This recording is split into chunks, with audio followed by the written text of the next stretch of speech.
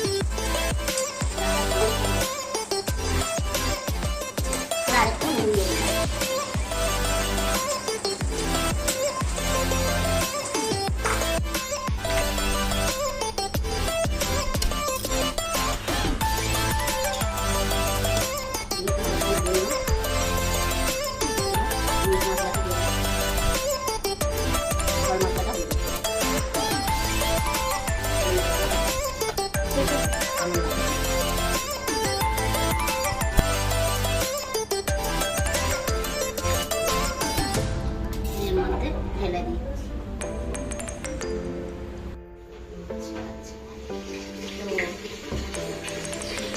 আমার রেসিপিটা কিরকম লাগলো দেখবেন, লাইক করবেন, শেয়ার করবেন, কমেন্ট করবেন।